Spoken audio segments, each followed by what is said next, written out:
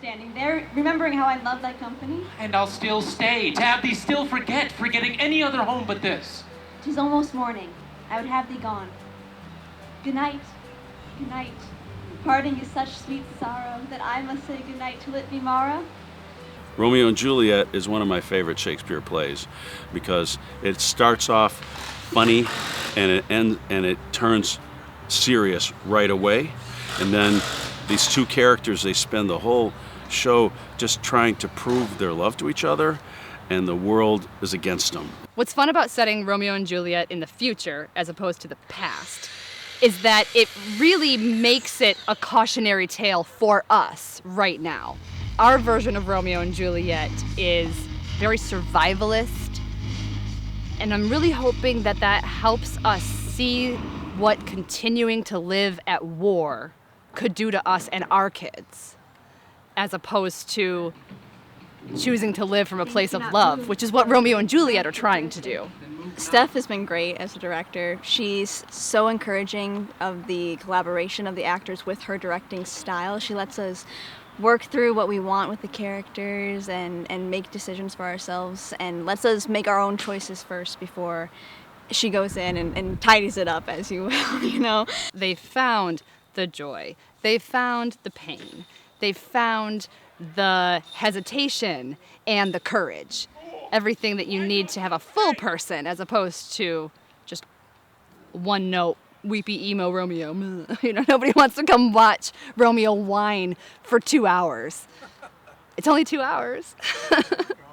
We have a lot of lines cut from that stuff, but we as actors have those lines in our bodies and have that character development, so it's nice to have that resource and then bring it and tell the story without getting to physically say some of the words. It's been a fun, interesting little challenge. We're really fortunate with the people that we have. Everybody's so talented and funny and great to work with, open for anything that you ask.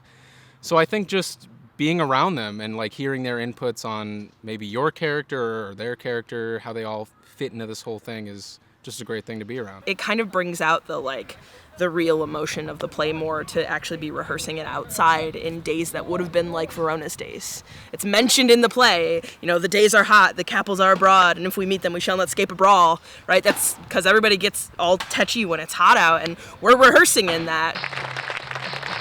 There's no theatrical experience like it. Like there is no audience anywhere that is as rapt and generous with their energy and just as game as the people who find their way out to this park. Tis time. Well said, my hearts. You are a pretty... I grew up in Royal Oak, went to school here, and I love Shakespeare Royal Oak and Waterworks and what they bring to this community.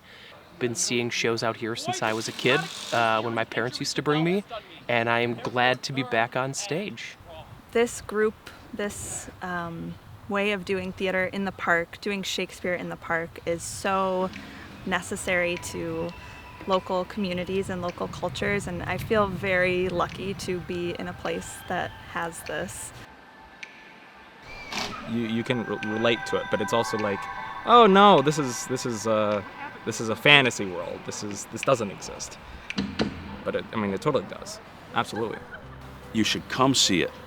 You should come see it. You should come see it. You should come see it.